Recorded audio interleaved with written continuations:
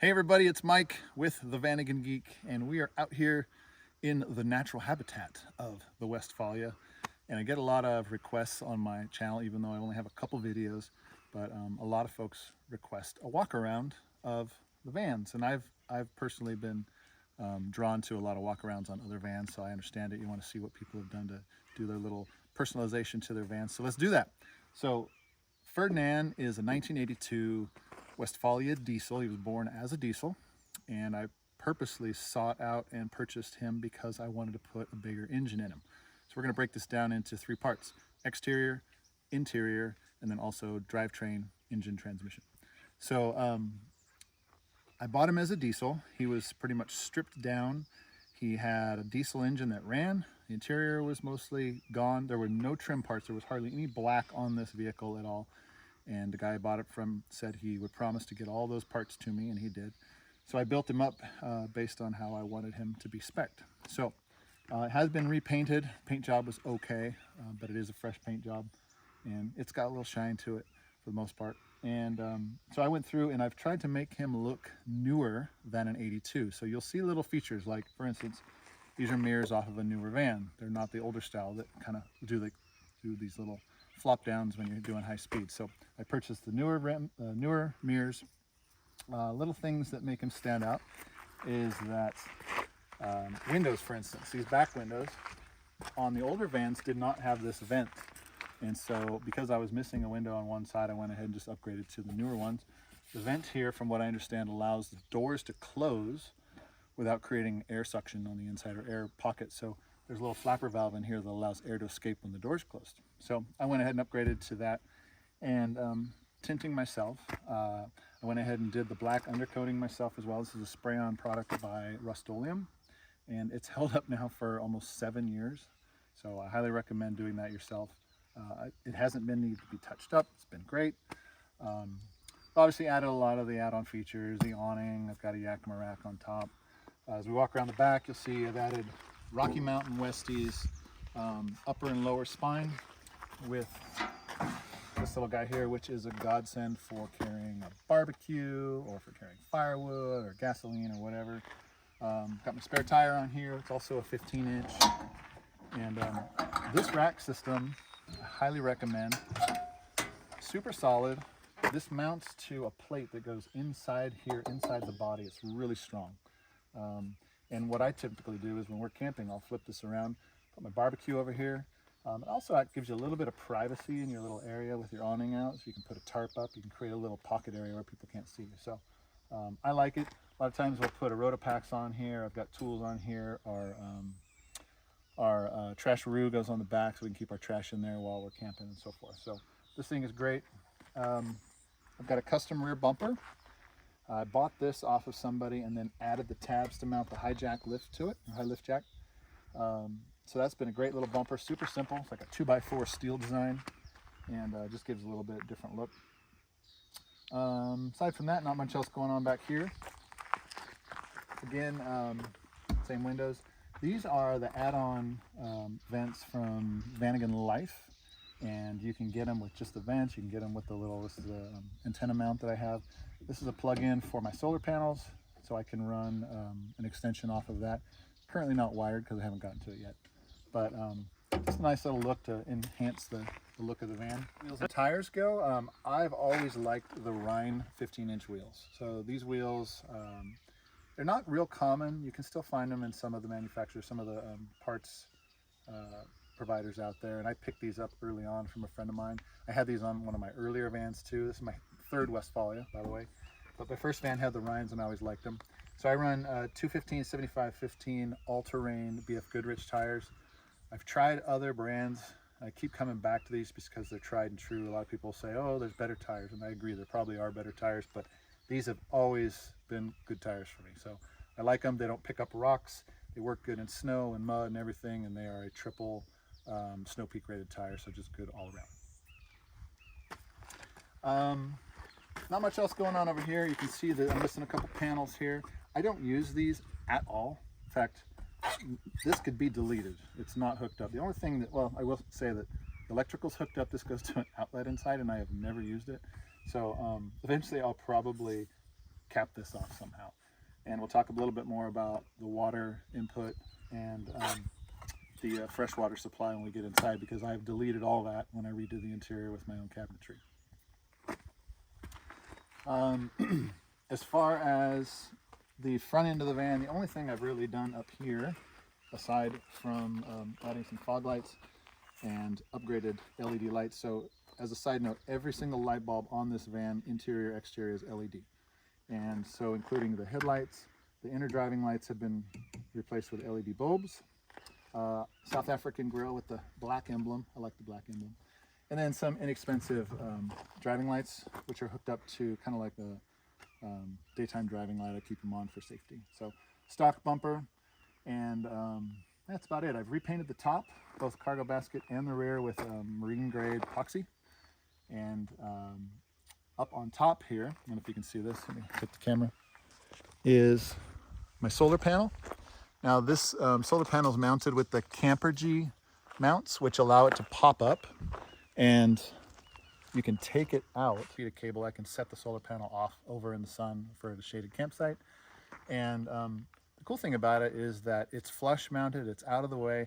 Underneath it, I've got about this much storage space. So I actually keep a collapsible fire pit up there, all the cable for the solar, and I could even fit a few more things up there. But it's nice and flush, no wind drag. I kind of forget about it sometimes because it's so hidden. But it is great, and we'll talk about the solar once we get inside. Underneath here, standard clamshell. However, I put the spare tire on the back of the van, and the clamshell now is used for storage. I'm not going to open it right now, but one of my prior videos, it shows what I put down there, and I have a dry bag full of random parts. So I've got a fuel pump, I've got an extra CV, I have a full axle down there greased and ready to go in case I blow a CV. I can just swap axles and not have to worry about the CV joints themselves. A tube of grease, I've got an extra fuel filter and a couple other things, wheel bearings and stuff, that are all in Ziploc bags inside of a dry bag and mounted inside that clamshell. So parts that I don't need to get to very often, and they stay down there year round. As far as the awning goes, I chose to go with the ARB awning because, one, they're inexpensive, they're simple, they work well, they're easy to deploy. A lot of people say, oh, it takes 2 people. I can do this awning by myself in 2 minutes. Now you can go with a Fiamma, which is a great awning, but you're looking at close to $1,000 and a lot of weight onto your side rails. This thing weighs about 15 pounds max. Marie and I, behind the camera here, she and I have this down. We can put this up in about a minute, super easy. We only use it when there's like light drizzle and no wind. Anytime there's wind, put your awnings away. We also use it if we're out in the hot sun to get a little shade, but it's been amazing. I've had it for 7 years. Knock on wood, I don't have any problems with the ARB. And again, it's light, doesn't put a lot of strain on here. If you're gonna get this awning, I highly recommend the North Westy stainless steel brackets. These things are super stout. So don't hesitate. The ARB works great. There's a lot of other brands out on the market that do the same thing, but no need to spend $1,000+ on bigger awnings. I'm not knocking it, but this thing's awesome. So that's all. All right, so the interior of my van has been redone. The 82s and the earlier vans are very simple on the inside. They don't have a lot of paneling. There's a lot of raw steel and stuff like that, which I kind of like. We use a lot of magnets because magnets stick well to steel. And right now the van is, I'm not going to say it's neat and orderly. This is how we use it, okay? It's not messy, but it's not super tidy either, but it's ready to go anytime. So what I've done is I've taken out the original Westy cabinet. I know a lot of the purists are going to be like, why would you do that? Well, I brought these cabinets out a couple inches to give us more depth. I wanted a stove that I could take out and set up onto the camp table and camp out or cook outside. The original stove that came in here was great. It was efficient, but you couldn't cook outside. So I have this held in with a wing nut that mounts underneath here. This is a Cook Partner stove, the 17-inch version Expedition stove. They're a little pricey, but they're well worth it. And so it's all stainless and aluminum, I should say. And it just works good. It's a great stove, puts out a lot of BTUs, and so we love it. Now, in the event of a day trip, I didn't want to take it, I can leave it home. And I run the propane through the side and into here. I also wanted a bigger sink, so we opted for a small rectangular sink, which is way bigger than the silver one. Again, we got stuff in there right now. And then back over here, I did a little cutout where we can put spice. A lot of time we'll keep a can of Pam right here or something, and or we can tuck things back there. Now, the advantage of redoing the cabinets is I got to think through everything about it. So the propane, the water, all the storage options. So I went a little bit differently. I actually created and built these panels right here, which come out. And again, you can see it's a little messy because we use it. So this is a pull out. Usually keep a lot of pots and pans in here. This as well. Where we keep all of our utensils. And then this one, I'm still not quite done with. I want to put a cap on here, but I haven't really needed to in the past 3 years. Everything holds in there, it never comes out, so I've never put a little flip out. I don't really need it. It's got a nice ledge, and it's quick, easy access for things like silverware and stuff like that. It looks a little unfinished, but it works. Now I chose magnets. These are neodymium magnets. And I chose to do this little piece right here, so it just kind of pops in and holds in place. Now the other advantage of this is, you notice I don't have a fridge. Typically we put our Engel 45 quart fridge in here, and usually goes in that spot. This magnet, these two magnets allow us to set this on top of the fridge, and we have a table, so we either eat or do some prep or play cards or do whatever. So I'll turn the chair around, we'll sit here and have dinner. It's really nice. So that's that one. Over here, same thing. However, I chose to put the base on here that mounts to the table leg. So usually this table will go up there, and down here I've got my water jug. So right now I think this is a 7 gallon, this is a 6 gallon. The advantage of going this route is that if we're out in a campground in a proper campsite where there's either water at the site or water nearby, I can take this out, walk over and fill it out, and not have to worry about a long hose or having to move the van to where there is water. So chose to go this route with a drop-in pump, and this is my propane connection here. Right now it's set up for the little 1 pound propane tanks, which we found to just be the easiest for grabbing. Yeah, it's a little wasteful, but we don't cook that much, so one propane canister will last us for quite a while. So in addition to the water tanks, one of the things I added, and this is an easy upgrade, you can buy the little pressure sensitive valve from Go Westy or some of the other manufacturers for foot control of your sink. The neat thing about saving, or the key thing to saving water, is not having to turn on and off all the time, because you lose a little bit of time there.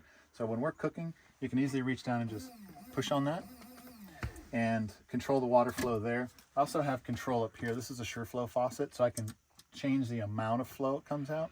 So by having that and that, we go through very little water, and you can easily just kind of get a splash on your hands if you want to, and you don't have to waste that time of going from here to turning it off. So that thing is a godsend. This is actually a trolling motor switch off of a boat, and you can pick these up for I think 10 bucks. Wire them in, works really well.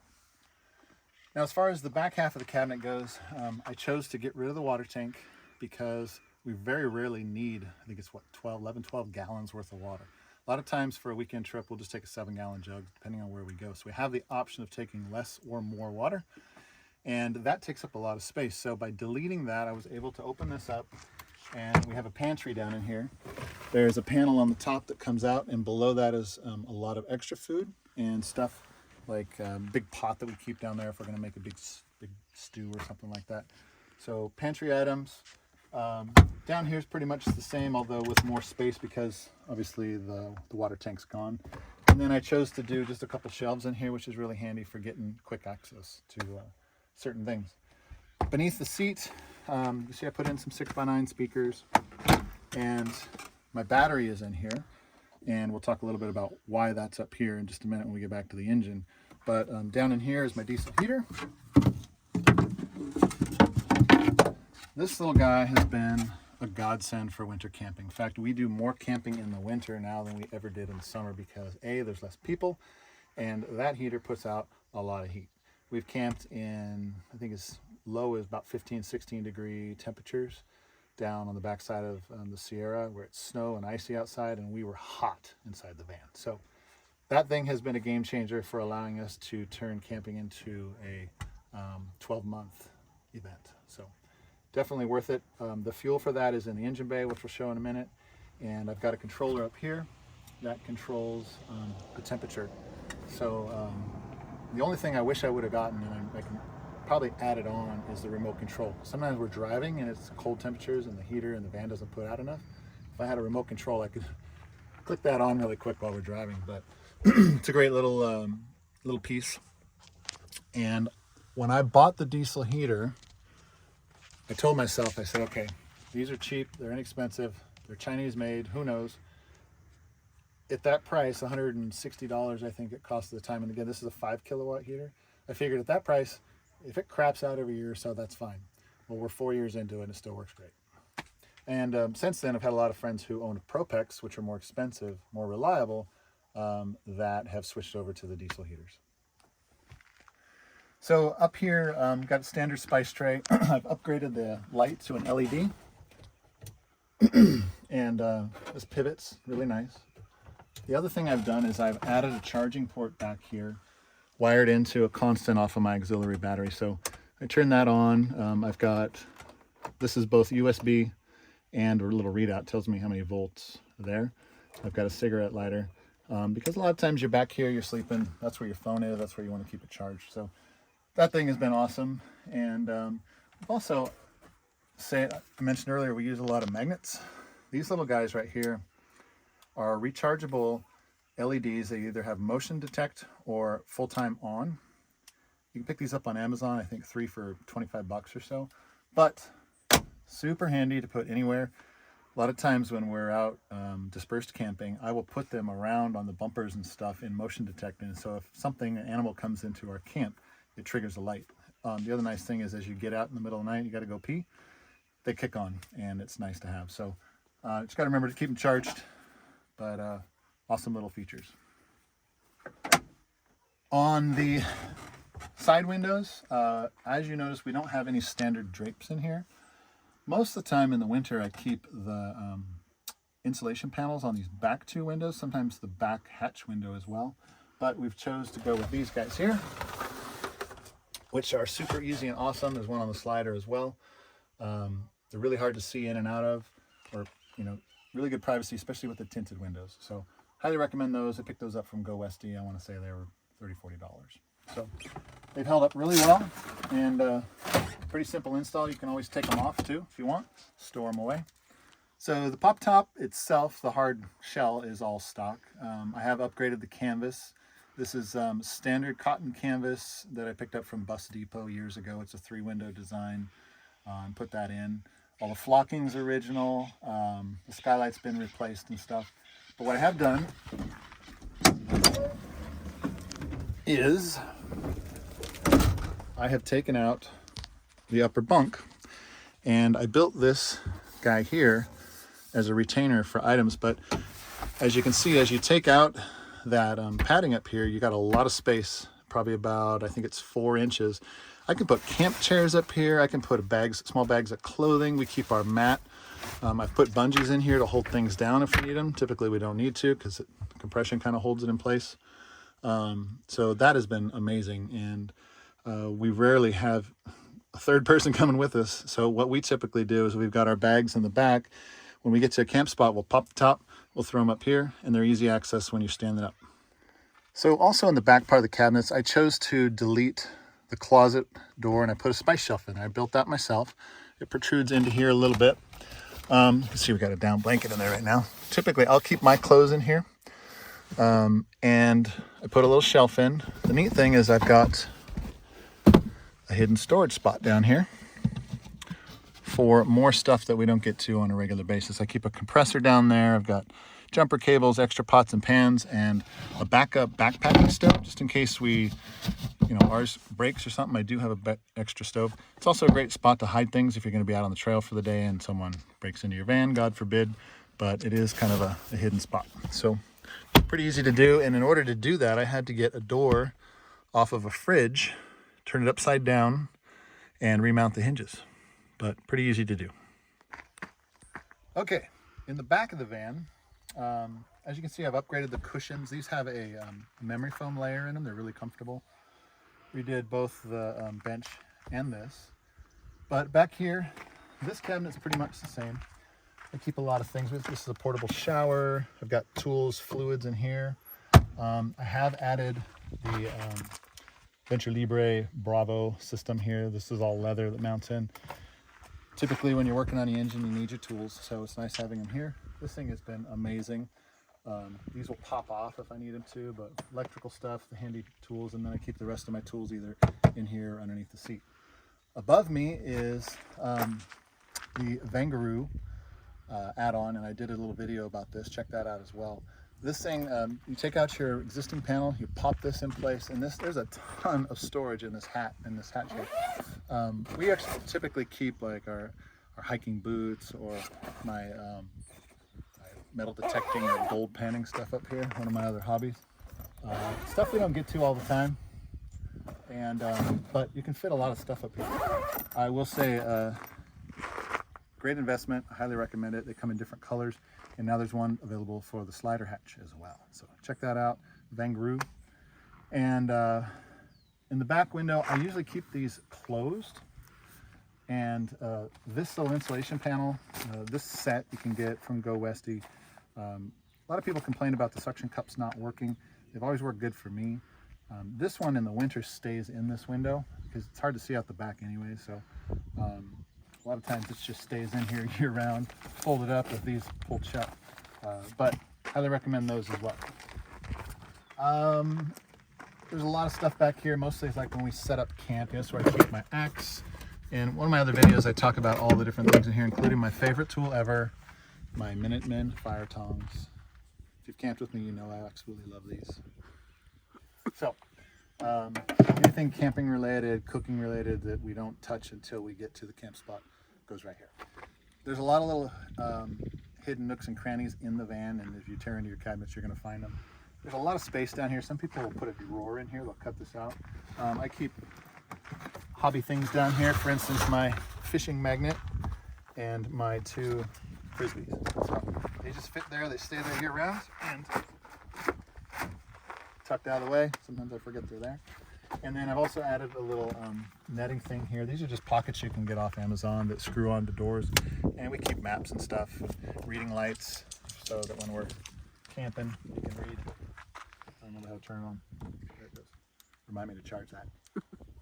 All right, the cockpit, where all the driving magic happens. Again, 82 Westy, very simple.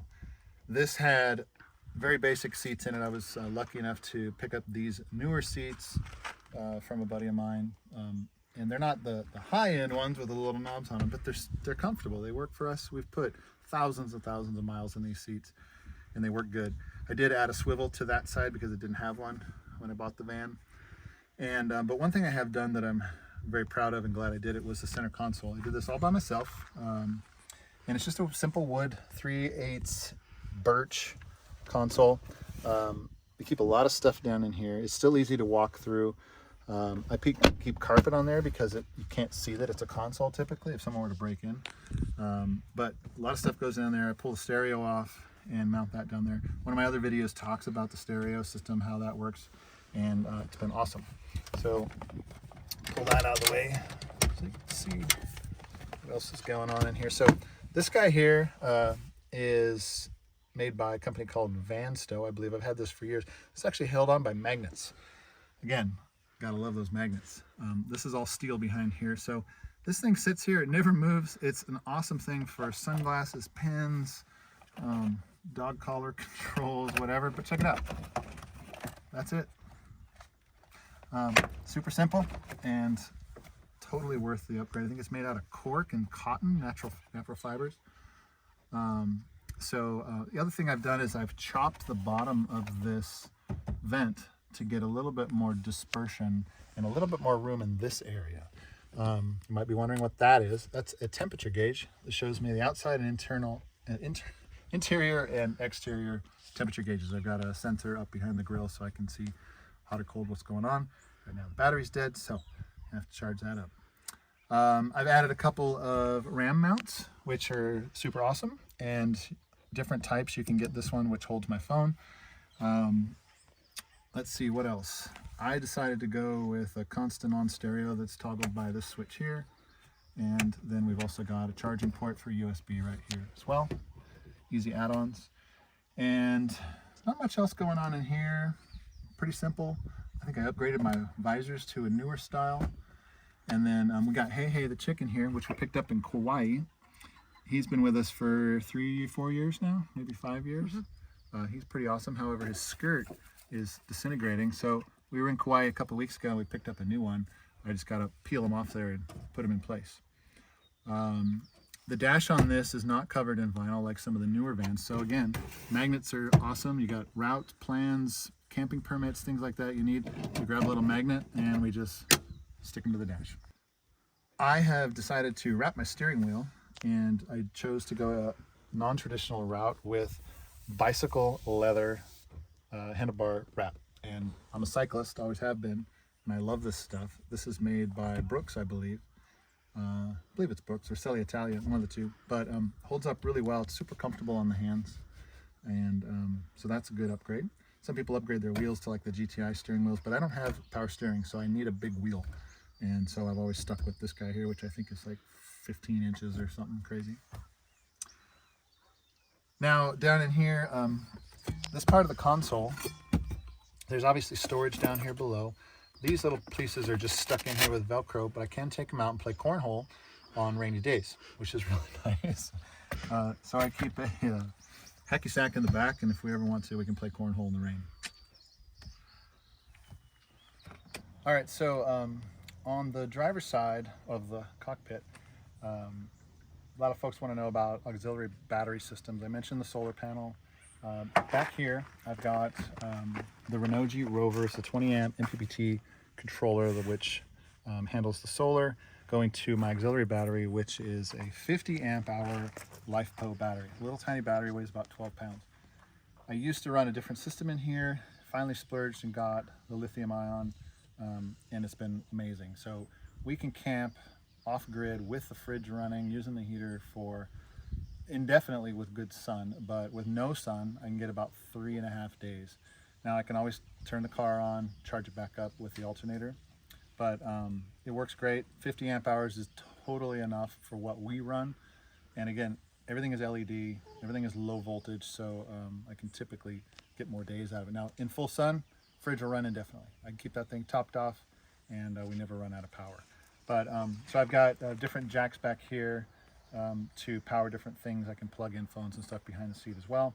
I'm not going to pull the battery out or show you that because it's kind of a pain to get to, but it's down below the seat, and again, it's only about this big. Picked up that 50 amp hour from Go Westy a couple years ago. There's weird venting that happens in the Vanagons when you turn certain valves. It pushes air to the back. They don't really have passengers back there, so it's not an issue. I do have the vent still in place and this tube still in place, but I chose to store things in here that are kind of long. And so for instance, this is a machete. Now, do I ever need it? Not really, but it's kind of cool to have in the van in case you do need it. But surprisingly, it fits in there like a glove. All right, so let's talk about suspension, drivetrain, engine. When I bought the van, again, it was a diesel, it was low to the ground. I wanted a little bit of lift, I wanted a better ride. I wanted to know that everything under the van was refreshed. So I replaced the springs, I replaced the bushings, I replaced everything underneath there, the steering rack, you name it, the bushings on the steering column, everything has been replaced. The only thing I have not touched yet is the rear trailing arm bushings because they've been fine. Eventually I'm going to replace those as well. So I went with Shwenk Springs. They're a minor lift spring, you get about 1.5 inches. And I actually have spacers in there as well, mostly to level the van out. So in the back, because the Subaru is a little heavier, I actually have spring spacers on top of them. Now, 5-6 years into it, the back end is starting to show a little sag, so I'll probably refresh those springs at some point just because the Subaru engine tends to sag it down a little bit, plus we carry a lot of weight. So eventually we'll be going through that as well. But ride's pretty good. I have the Bilstein XHD shocks, and I've been through various ones like the Conies. I blew out the Conies on, I think, the first trip because they didn't like washboards, where the Bilsteins tend to work a little bit better. So those have been working good for me. One of the upgrades I did on the front end was the frictionless bushings from Go Westy on the upper control arms, which allow those upper control arms to move effortlessly. It provides a much smoother ride, and you don't get much play in them at all. So it's a great upgrade. I highly recommend it. regarding the diesel heater, some folks are going to wonder how I vented the exhaust and the intake, and that's done underneath the seat. You kind of see here, it's probably a little dirty, but the intake and the exhaust both come through the floorboard. Hi, Herba. And the exhaust comes out right here. Now, on certain windy days, you will get a little bit of diesel fumes if the door is open. I don't mind it. I've grown up around diesel engines. Some people will choose to vent it out the driver's side, which is fine. It's just going to be a little bit different routing. So works great for me, going on 4 or 5 years now. Okay, the first upgrade I ever did to this van was remove the diesel engine. Why? Because it was 55 horsepower. This van weighs about 5,000 pounds, and it was 0 to 60 in about 6 minutes. Very slow. Yeah, it was efficient, it got good gas mileage, but I wanted this van so I could do this. This is a 2.5 EJ25 out of a 2001 Subaru Legacy. I bought it from the wreckers. I did a refresh on it. So it has fresh water pump, fresh timing belt. It had low miles at the time. We're 7 years into it, still runs great. It's a stock motor for the most part, with the exception of the intake and the exhaust. And the only thing I've added was the aluminum expansion tank from Rocky Mountain Westy. I had bought a new plastic one, but it failed on us last year on a trip up north. So I bought the aluminum one from Rocky Mountain Westy. That's been great. You notice I don't have a level sensor on there right now. That's coming soon. And then next to it, this guy here is my 5-liter diesel fluid for the Chinese heater. So I keep it back here. It keeps the fumes out of the van. Easy to fill. I go through very little diesel fuel. In fact, I can't remember the last time we put diesel fuel in here. It's probably been a year and a half. We don't use the heater constantly. We use it to warm up in the mornings and at night, and that's about it. If I were running it overnight, it'd probably go through more diesel fuel, but I can always keep a small amount of it on the back rack or something too for refills, but pretty easy to get to. I'm usually checking more oil at a gas station anyway, so it's easy to fill it up. So when I put the diesel engine, I pulled the diesel engine out and put the Subaru engine, a lot of things had to happen. I had to change the entire fuel system. I had to change the radiator system. I went to stainless steel tubes, better radiator. I had to rebuild the transmission because the original transmission is geared way too low for the Subaru engine. So I picked up an 84091, I believe it's a 6 rib, and I took it to a local builder who builds race cars, and I said, I need this rebuilt with this gearing. So I think it's a 1.8 something third gear and a 0.77 fourth. I'll correct that if I'm wrong. But highway gears basically, and it's the perfect combination, especially with this tire size and this amount of horsepower. So the EJ25 puts out 167 horsepower versus the 55 that this van came with, and we can cruise with that gearing 70-75 miles an hour on the freeway and get 21 miles to the gallon with this motor. So huge game changer for the van itself and making it into more of a road trip vehicle. It's my little adventure pod, and we take off. We go to Arizona and Colorado and Wyoming and Oregon and Idaho and everywhere in between a couple times a year, and rest assured we know that we're going to get there in a timely manner, safely and more reliably. So that there, folks, is the walk around of Ferdinand, my 1982 Westfalia. I'm sure I've left something out. Feel free to comment below if you have questions. Subscribe to my channel. I promise I'll try to do more videos in the future. I've just been really busy. Took me a while to get to this one, but reach out if you got questions. I love talking Vanagon. Check out my blog. I put together on Blogger. If you type in Vanagon Geek, you'll find me. And it was kind of the progression of this van to get to this point and how we use it. But it has some photos and stuff and information on some of the things I've done. So again, thanks for watching. Subscribe to my channel, and we will see you out on the road.